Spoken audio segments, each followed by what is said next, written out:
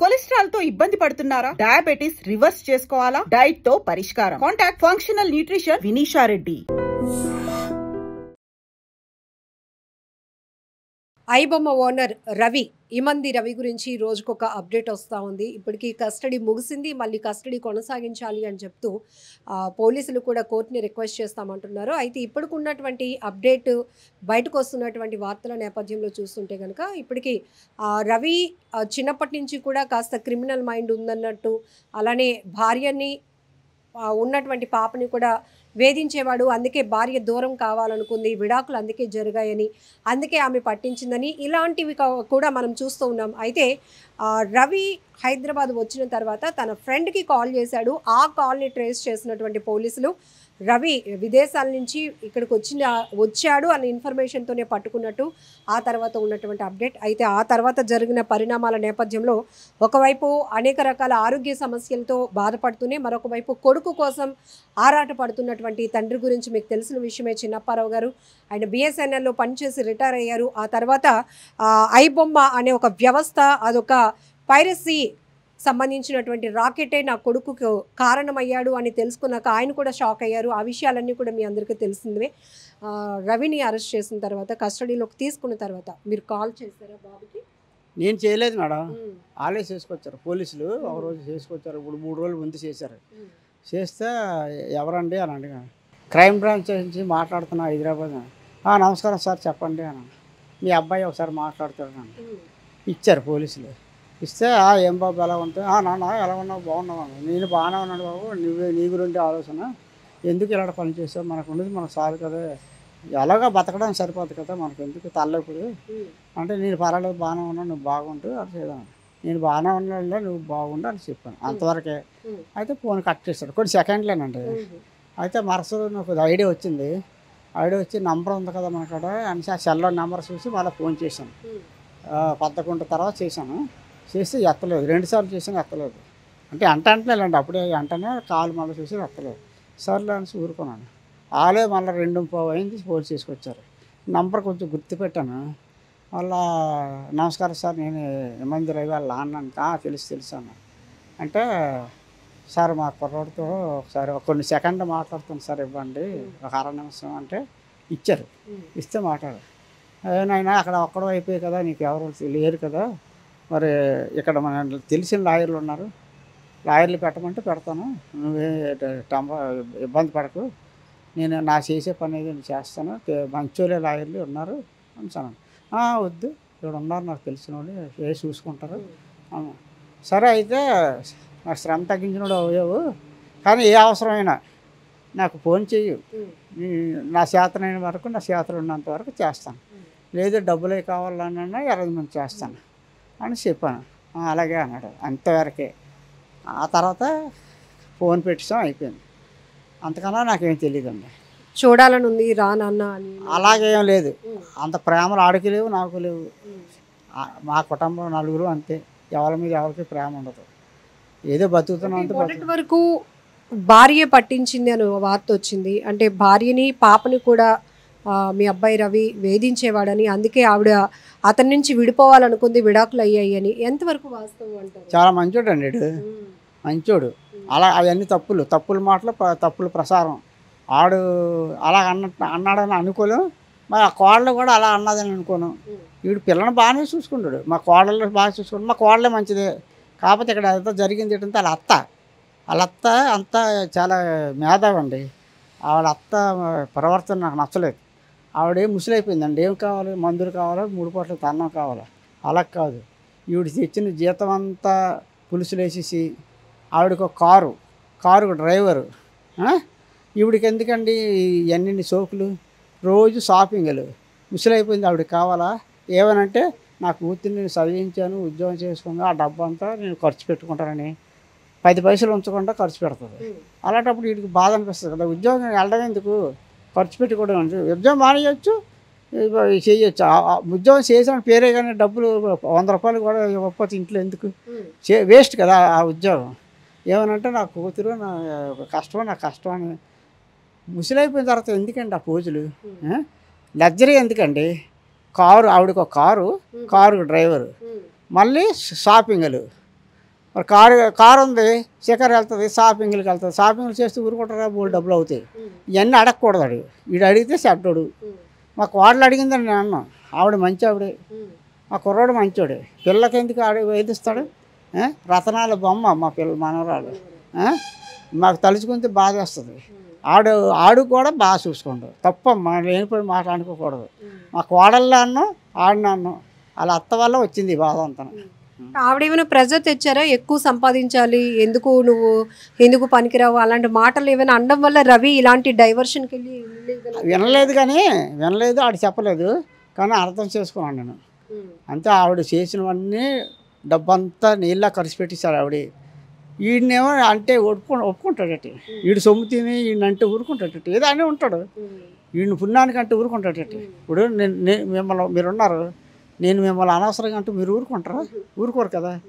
ఏది మర్యాద మీకు ఇచ్చిన మర్యాద మేము, మాకు ఇచ్చిన మర్యాద మేము ఇచ్చుకోవాలి.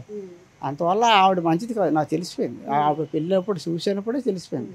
అంటే కేవలం మీ అబ్బాయి వాళ్ళ అత్తగారి వల్లే వీళ్ళిద్దరూ విడిపోయారు అవ్వచ్చు. అది 100కి 100% అవ్వచ్చు. కానీ చెప్పిన మాటలు వినకూడదు. ఆ పిల్లే కదా, ఏ పిల్ల కూడా చెప్పిన మాటలు, ఏ మనిషి స్త్రీ అయినా పురుషుడైనా చెప్పిన మాటలు వినకూడదు. వింటే మాత్రం కుటుంబాలు విడిపోతాయి, మనుషులు విడిపోతారు. ఎప్పుడు నేనున్నానా, నాకు 100 మంది చెప్పానంటే వెంటనేమో నాకు ఎవరు చెప్పరు కూడా. చెప్తే వెంటనే పెళ్ళి అయిపోద్ది. ఆడవాళ్ళకైనా మగవాళ్ళకైనా పెళ్లి చేసేస్తాను వెంటనే. నేను నీకు తెలుసా రా అయితే వాళ్ళు అడుగుదాం అంటాను. అంతేగాని ఒకళ్ళు చెప్పారని నేను రియాక్ట్ అయ్యాను.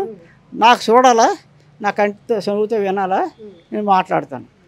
ఎవరైనా చెప్పినా విన్నాం, నాకు ఎవరు చెప్పరు. ఇప్పుడు మీ అబ్బాయి రవి పైన కూడా సినిమా ఇండస్ట్రీకి చెందిన పెద్దలు కొంతమంది రకరకాలుగా, అంటే రవి లాంటి ఇంటెలిజెంట్ పర్సన్ని పోలీస్ డిపార్ట్మెంట్లోనికి తీసుకుంటే ఆ నాలెడ్జ్ని మనం సైబర్ నేరాలు అరికట్టడానికి ఉపయోగించవచ్చని కొంతమంది మీకు ఆల్రెడీ తెలుసు, ఎన్కౌంటర్ చేసేయాలి, ఇలాంటి వాళ్ళు ఉండకూడదని అంటారండి. ఆడికి లాభం. సి కళ్యాణ్ అడుగుడిగా 100 కోట్ల సినిమా పెట్టి 1000 కోట్లు మింగియాలని చూశాడు. ఆడికి నష్టమే జరుగుతుంది. ఆడు అంటాడు, ఆడు ఎన్కౌంటర్ చేసేమని ఆడు అంటున్నాడు. ఆడిని ఎన్కౌంటర్ చేసేమని నేను అంటాను. ఆడు ఎన్కౌంటర్ చేసేమని పోలీసులు చెప్తే పోలీసులు చేసేస్తారా? లేకపోతే నేను చెప్తున్నాను, దండం పెట్టి పోలీసులు చెప్తున్నాను, ముందు ఆడిని ఎన్కౌంటర్ చేసేమని చేస్తారా? అంతే. ఆడేవాడు నేను అవ్వండి చెప్పడానికి. చట్టం ఏం చేయాలి, చట్టం చేస్తుంది. ఆ రూల్స్ ఎలా ఉన్నాయి వాళ్ళు ఉపయోగపడదు. అంతేగాని ఆడేవాడు నేనేవాడినండి చట్టం దగ్గర. అందరూ ఎంత డబ్బు ఉన్నాడని, ఎంత గర్వం ఉన్నా చట్టానికి తల వంచి ఉండాలండి. మనం తప్పు చేసాం తల. కొంతమంది మీ అబ్బాయికి పూర్తిగా వ్యతిరేకంగా వెళ్తే, కొంతమంది మాత్రం మీ అబ్బాయి ఇంటెలిజెన్స్ని, అంటే ఆ మేధాశక్తిని ప్రశంసిస్తున్నారు. ఇలాంటి వాళ్ళని మనం రైట్ వేలో ఉపయోగించుకోవచ్చు. నేను అవన్నీ నాకు అనవసరం అండి. మనం 100 మంది 100 రకాలుగా కొట్టుకుంటాం, మనకు అనవసరం. అది ఆడు తెలివితేటలు ఉన్నాయి, ఓడుకుంటామని గవర్నమెంట్ అన్నది అనుకోండి, ఆడిష్టం. నేను ఇస్తానంటే మీ తెలివితేటలని అంటే ఆడిష్టం. చేసేవాడు ఆడు, నేను చేయలేనండి, నాకు ఇంకా నా ఒప్పుకోలేదు అని అనిచాడు అనుకోని ఆడిష్టం.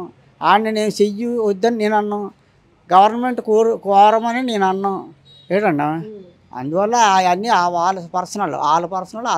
ఇంకా మనమేమో మొదటి నుంచి ఒక తండ్రిగా పిల్లలు, ఒక 4 పిల్లలు ఉన్నారు, వీళ్ళు ఎందులో మంచి ఇంటెలిజెంట్ అలా మనకే తెలుస్తుంది తల్లిదండ్రులుగా. ఫస్ట్ నుంచి రవి మైండ్ సెట్ కానీ మంచోడమ్మా, మంచోడు. ఇప్పుడు నేను అలాగో కామ్గా ఉంటాను, ఆడు కామ్గా ఉంటాడు. ఆడు పని చేసుకుంటాడు, శుభ్రం చదువుకున్నాడు, వచ్చాడు, చేశాడు. అంతేగాని ఒకళ్ళు బాధ పెట్టి మనస్తత్వాలు కాము. అది మన సొమ్ము ఒకళ్ళు తిన్నారు కానీ ఒకళ్ళ సొమ్ము అరగం. కష్టాల్లో వచ్చాను, ఇంత కుటుంబం ఉంది కానీ కష్టాల్లో వచ్చాను. అలాగే ఆడు కూడా గవర్నమెంట్ ఉద్యోగం చేస్తాడు మా నాన్నని. ఆడు ఎప్పుడు ఇది లేదు. ఆడుకున్న బాధలో ఆడు కష్టాలు పడిన రోజులు ఉన్నాయి. మరి మాకు ఇంట్లో గొడవలు రావడం వల్ల ఇవన్నీ జరగడానికి నా పిల్లం కారణం.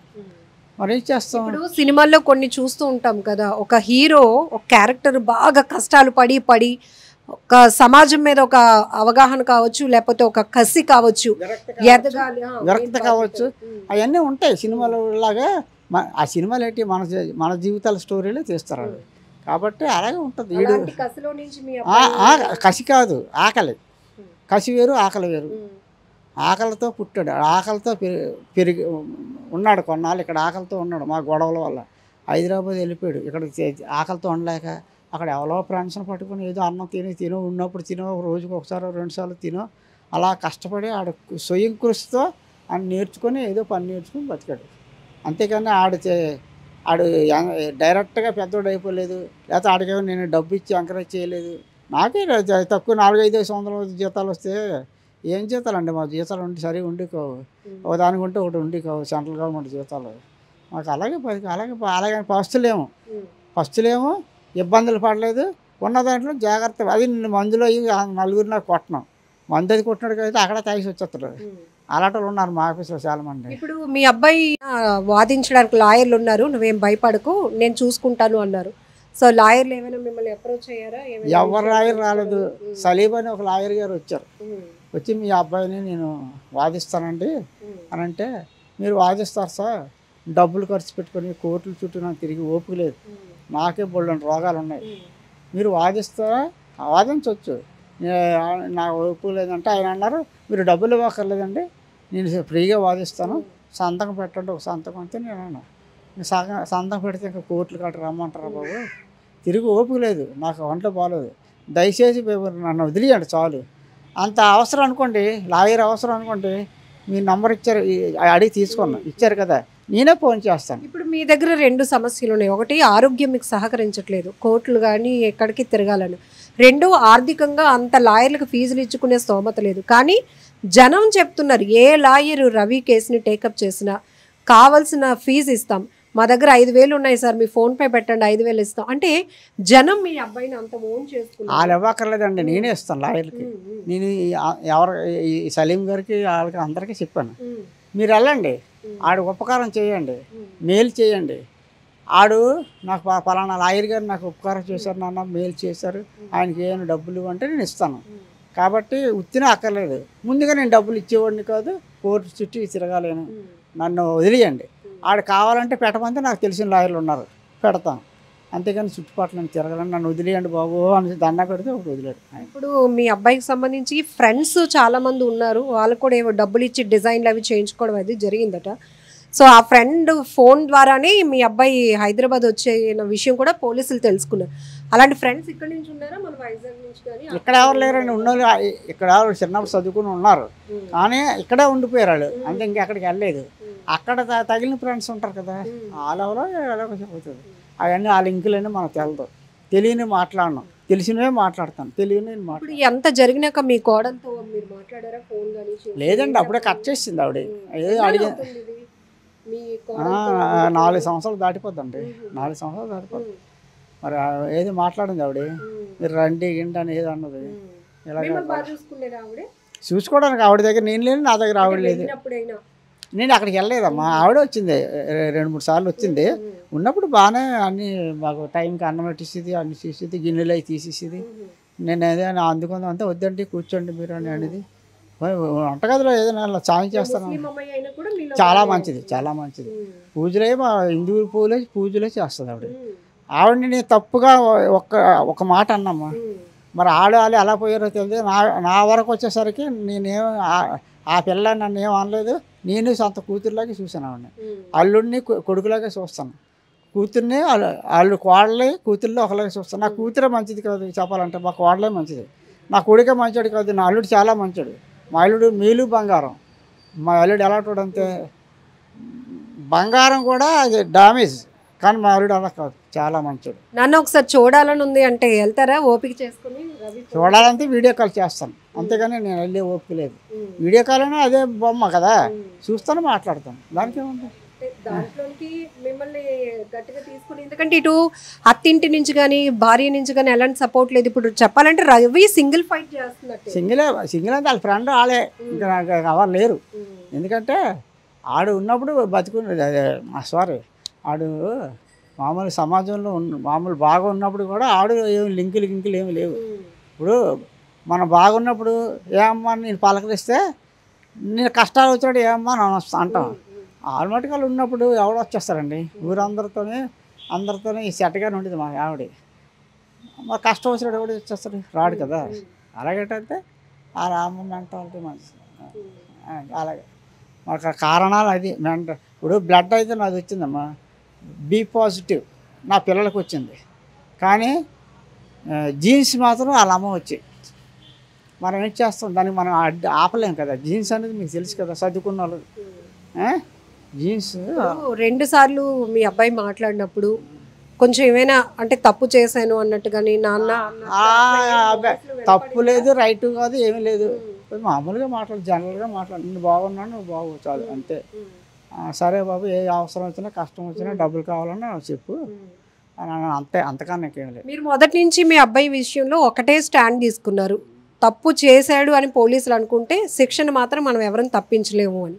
సో ఇప్పుడు ఈ మొత్తం వింటున్నారు కదా, తర్వాత కూడా ఇప్పుడు మీ అబ్బాయి వాళ్ళ అత్తగారు ఎట్లాంటి బిహేవియర్ ఇవన్నీ మీరు మొత్తం తెలుసుకున్నారు. అందులోనూ మా అబ్బాయి ఆకలి బాధలు చూశాడు కాబట్టి అందులో నుంచి ఒక బాధే, కసి కాదు బాధ తీసుకున్నాడు అని. సో ఇప్పుడు ఫైనల్గా ఏం చెప్తారు పోలీసులకు కానీ ఇంకా మీ? నేను పోలీసులకి చట్టానికి చెప్పినంత పెద్దోడు కాదమ్మా. పోలీసుల వరకు వెళ్ళింది, కోర్టు వరకు వెళ్ళింది. వాళ్ళు ఏం చేయాలో వాళ్ళ ఇష్టం. అది ఉంటాయి, రూల్స్ ఉంటాయి. ఆ రూల్స్ ప్రకారం ఏం చేయాలో ఆ సజ్జనార్ సార్కి వెళ్ళి నేను కాల్ పట్టుకుంటాం. సార్ వదిలేయండి, పట్టుకుపోయింది, ఇంకెప్పుడు అలా పనులు చేయడం అంతే వదిలేస్తారు. ఆయన ఎలా ఉందో అలా. ఆయన ఇంట్లో పని అనుకోండి, వెళ్ళి నేను కాల్ మీద పడతాను. వాళ్ళ ఇంట్లో పని అంటే నేను చేడతాను. యదవా అనేసి జల్ల కొట్టవచ్చు, కాలుతో తన్నవచ్చు, పడతానమ్మా. కొడుకు కోసం కన్నెందుకు తప్పదు కదా, పడతాను. కానీ ఆయన వల్ల చాలా చేయగలరా? ఆయన ఏదో వాళ్ళ చేతిలో ఉండదు, వాళ్ళు చేస్తారు. కాబట్టి బాబుని కస్టడీకి తీసుకోగానే 20 కోట్ల దాకా ఈ పైరసీ రాకెట్ నుంచి మనీ ల్యాండింగ్, అలానే ఈ బెట్టింగ్ యాప్లు అన్నిటి అడ్వర్టైజ్మెంట్ వాటి ద్వారా సంపాదించారు అని. ఇప్పుడు అది కాస్త 100 వరకు ఉండొచ్చు, 100 కోట్లు అన్నట్టు అంటున్నారు. అంటే ఒక నిరుపేద కుటుంబం నుంచి వచ్చి విశాఖ లాంటి ప్రాంతం నుంచి వెళ్ళినటువంటి ఒక అబ్బాయి 100 కోట్లు అంటే అలా అండమే కానీ నాకు విన్నమే కానీ మనం అది నిజంతో అబద్ధం అయితే మనకు తెలియకుండా మనం ఏది వాక్కూడదు. వాళ్ళు తెలుసు, ఆ పోలీసులు తెలుస్తుంది ఎలా సంపాదించదు అంత. కానీ కష్టపడి సంపాదించాడు, వాళ్ళు అన్ని డబ్బులన్నీ ఇబ్బంది పెట్టకూడదు, వాడికి ఇచ్చేయండి. అది నేను కోరుకుంది. కష్టపడ్డాడు, తప్పు అయితే అవ్వచ్చు, కానీ వాడు కష్టపడిన కష్టాన్ని మీరు ఇబ్బంది పెట్టకుండా ఇచ్చేయండి వాడికి. కానీ ఇక మీదట చేసామనుకుంటే నీకు చాలా వార్నింగ్ రా బాబు. కష్టపడి సంపాదించింది అది. కష్టపడి తెలివితేటలు తెచ్చుకొని కష్టపడి సంపాదించాడు. కాబట్టి ఈసారికి కష్టం ఎందుకు అవుతుంది, తప్పు అవుతుంది అని. తప్పు అవ్వచ్చు అమ్మా, కానీ కష్టం అంటే సినిమాలో నిర్మాతలు టాప్ హీరోల కష్టాన్ని మీ ఓడి దోచుకున్నాడని వాళ్ళు. అలాగే లేదమ్మా, కష్టాన్ని దోచుకోలేదు. వాళ్ళు నిర్మాతలు ప్రజల సొమ్ము దోచుకోలేదా అంతే. అలాగనే నేను వాళ్ళ తప్పు వీళ్ళు తప్పు అనలేదు. వాళ్ళేటి 100 కోట్లు ఆడుతాండ్రు బ్లాక్ మనీలు, 1000 కోట్లు లాగేస్తాండ్రు. సినిమాకి వెళ్తే తెలుస్తుంది మీకేటో ఆ రేట్లేటో. నేను ఇప్పుడు కాబట్టి నేను ఎన్టీ రామారావు ఫేవరెట్, పాత ఎన్టీ రామారావు ఫేవరెట్. ఆ బాలకృష్ణ కానీ, కళ్యాణ్ రామ్ కానీ, జూనియర్ ఎన్టీఆర్ కానీ సినిమాలు ఉంటే వెళ్తాను. వెళ్ళేటప్పుడు వెళ్ళాలనిపిస్తుంది. వెళ్ళిన తర్వాత ఎందుకురా బాబు వచ్చాను ఈ సినిమాకి, గోల తల్లెప్పు సౌండ్లు, గోల ఎందుకు వచ్చాను రా దేవుడు అని తల్లెప్పు వస్తుంది. టీ తాగి మాత్రలు వేసుకుని టీ తాగాలి. అలాంటి సినిమాలు వస్తున్నాయి. ఏం చేస్తాం మరి. వీళ్ళ సినిమాలు అలా ఉంటే ఉన్న వాళ్ళ సినిమాల నుంచి పేర్లు చెప్పక్కర్లేదు ఎలా ఉంటాయో. ఏటమ్మా, ఎన్టీ రామారావు నాగేశ్వరరావు ఉన్నప్పుడు ఎలా ఉండి సినిమాలు తక్కువ డబ్బుతో వందలు వేలు ఎట్టి తీసేవారు. మన స్వయ రాష్ట్రంలోనూ స్వయ స్టూడియోలోనూ తీసేవారు. సైలెన్స్గా ఉండి ఎంతో చక్కని స్టోరీలు ఉండేవి. పాటలే అక్కర్లేదు మనకి, స్టోరీ కొద్దిగా సరదాగా నవ్వుకున్నట్టుంటే చాలు. సినిమాకి ఎందుకు వెళ్తాం, ఇంట్లో బోల్డ్ బాధలు ఉంటాయి, కొద్ది సరదాగా నవ్వుకున్నట్టుంటే చాలు. రాజేంద్ర ప్రసాద్ సినిమా ఎప్పుడు వదిలేండి కాదు, పిల్లలు తీసుకుని వెళ్ళండి. ఎందుకు వెళ్ళేవాడిని, సరదాగా నవ్వుకున్నట్టు ఉంటాయి. లేడీస్ టైలర్ అని, ఏప్రిల్ 1 అని నవ్వు ఆ సినిమాలు, జంబలకడ బాంబాని, ఇలా సినిమాలకి మనం ఎందుకు వెళ్తాం, ఇంత కష్టం మర్చిపోవడానికి సరదాగా వెళ్తాం. ఇదేంటి సరదాగా సినిమాకి వెళ్తే తలనొప్పిని ఎందుకు డబ్బు ఇచ్చి తలకాయ కొట్టించుకున్నట్టు ఉంటుంది సినిమాలు. ఇప్పుడు ఈ సినిమా పైరసీలు చేసి రవి సంపాదించిన డబ్బు కష్టార్జితం అంటారా? కష్టార్జితం అంటే చెమట కురిస్తేనే కష్టం కాదమ్మా, తెలివితేటలు ఉపయోగించడం కూడా కష్టమే. ఇప్పుడు ఓ లేబరోడు ఉంటాడు, కష్టపడి చెమట కురిచి పని చేస్తాడు, ఆడిది కష్టమే. ఒక జిల్లా కలెక్టర్, జిల్లా ఎస్పీ ఉంటారు, వాళ్ళది కష్టమే. వాళ్ళకున్న కష్టం వాళ్ళది కష్టమే, నేను కాదని కదా. వాళ్ళు ఎంతో బ్రెయిన్తో పనిచేయాలి. వాళ్ళు అంత ఎర్రోలేట అంత చేసేదాలు ఇవ్వడానికి. ఏసీలు ఉంటాయి, ఆఫీసులో ఏసీ ఉంటుంది, ఒక కారు ప్రొవైడ్ చేస్తుంది గవర్నమెంట్, డ్రైవర్ని ఇస్తుంది. ఎందుకు ఇస్తారు, వాళ్ళు బ్రెయిన్తో పనిచేస్తారు. ఆ బ్రెయిన్తో పని అది కష్టమే. ఇటు చెమట తట్టలేసి మోస్తేనే కష్టం కాదు, వీడి కష్టం వీడికి ఉంటే వాళ్ళ కష్టాలు వాళ్ళకు ఉంటాయి. కాబట్టి వీటి తెలివితేటలతో కష్టపడి ఏదో చేశాడు. అది తప్పు, అది రైట్ అని నేను అన్నాను. కాకపోతే ప్రభుత్వానికి తప్పే కదా, కాబట్టి ఆ ప్రభుత్వం చూసుకుంటుంది, మనకెందుకు. సో ఇది ఇమంది రవి ఐబొమ్మ ఓనర్ నాన్నగారైన చిన్నప్పారావు గారి మాటలు చూస్తున్నారు కదా. ఎందుకంటే మొదట్లో అయితే కనుక అసలు మీరు మీడియా కానీ వార్తల్లో చూసే వరకు నాకు తెలీదు మా అబ్బాయి ఇలాంటి ఒక పైరసీలు చేస్తున్నాడని అలా ఇలా అని ఆయన అనేవారు. తన ఆరోగ్యం బాగోక ఇక్కడే విశాఖలో ఉన్నటువంటి ఈ ఇంటికే పరిమితమై ఉన్నాను, మీరందరూ ఇప్పుడు మా అబ్బాయి ఏదో జరిగిందని చెప్పి వరుస పెట్టి టీవీ ఛానల్ వాళ్ళు వీళ్ళు వస్తూ ఉంటే తెలుసుకున్నాను, కానీ నాకు నిజంగా నేను ఏది కంటితో చూడలేదు కదా నేను నమ్మడానికి అన్నారు. ఆ తర్వాత జరిగిన వరుస పరిణామాలు ప్రతిదీ మినిట్ టు మినిట్ ఆయన కూడా అప్డేట్ తెలుసుకుంటున్నారు. హైదరాబాద్ క్రైమ్ పోలీసుల ఆధ్వర్యంలో వాళ్ళ అబ్బాయితో కూడా ఈయన మాట్లాడడం జరిగింది, ఆయన కూడా వాళ్ళ నాన్నగారికి కాల్ చేయడం జరిగింది, అప్డేట్లు తెలుసుకోవడం జరిగింది. సో ఫైనల్లీ ఆయన చెప్తుంది ఒకటే, కొంతమంది చెమటోర్చి కష్టపడి సంపాదించేది కష్టం అనుకుంటారు, కొంతమంది బ్రెయిన్ ఇంటెలిజెన్స్ని ఉపయోగించి సంపాదించేది కూడా కష్టమే అవుతుంది, కష్టార్జితమే అవుతుంది అనే ఆలోచనతో రవిగా వాళ్ళ నాన్నగారు అయితే చెప్తున్నారు. ఏది ఏమైనప్పటికీ కూడా చట్టం తన పని తను చేసుకుపోతుంది అన్నట్టుగానే నేను చట్టానికే వదిలేశాను ఈ కేసు మొత్తాన్ని అని కూడా ఆయన ఫైనల్గా చెప్తున్నారు. నిజంగా ప్రస్తుతం ఉన్నటువంటి సమాజం దేనికి ప్రయారిటీ ఇస్తుంది? ఆర్థిక సంబంధాల చుట్టూ మాత్రమే తిరుగుతుంది. మళ్ళీ ఎన్నికలంగానే చాలా విరక్తి కలుగుతుంది. మంచి అనిపిస్తుంది కదా, లేడీస్ కూడా ఛాలెంజింగ్ జాబ్స్ చేసినప్పుడు చాలా బాగుంటది. ట్రాఫిక్ అసిస్టెంట్స్ గా నియమించిన ట్రాన్స్జెండర్స్ అందరితో సాల్యూట్ చేయించుకుంటున్నారు. ఫుడ్ డెలివరీ ఇవ్వటానికి వెళ్ళినటువంటి డెలివరీ బాయ్ అనిల్ పై కళ్ళ ముందు